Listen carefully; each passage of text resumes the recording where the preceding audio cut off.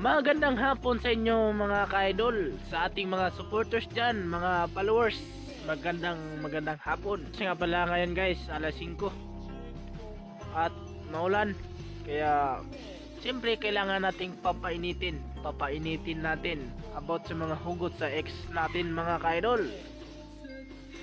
Sa mga tao nga pala dyan na sumusuporta sa akin, maraming salamat sa inyo. Sa mga taong natag ko, pasensya na kayo kasi need talaga na tumaas yung followers ko guys, kaya minsan nampapatag talaga kayo guys.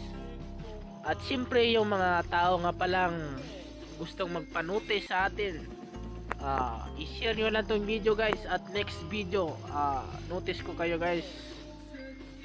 Kaya mukhang matagal na guys, kaya simulan na natin yung hugot nating pangpapainit kasi malamig yung panahon.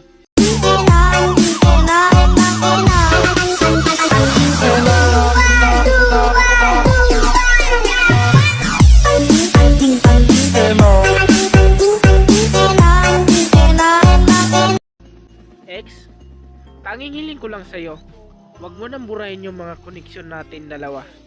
Kasi kahit i-delete mo man ako sa social media at sa mga litrato ko, wala pa rin kwenta. Kasi hindi mo pa rin makakalimutan yung mga masaya nating alaala.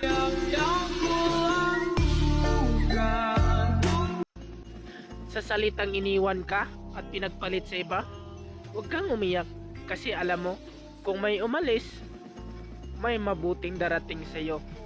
Kaya hindi mo dapat iyakan ang taong hindi mo naman dapat kailangan.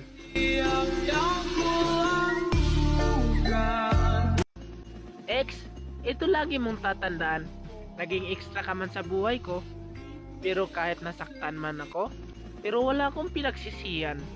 Kasi kahit paano, naging kwento ka naman ng buhay ko. Alam kong maraming masasaktan pag sinabi ko to, pero ang pag-chat, huwag mong sabihin na hindi mo sinadya. Ano yan, lumalakad kang nakapikit, tapos nasandalan mo lang?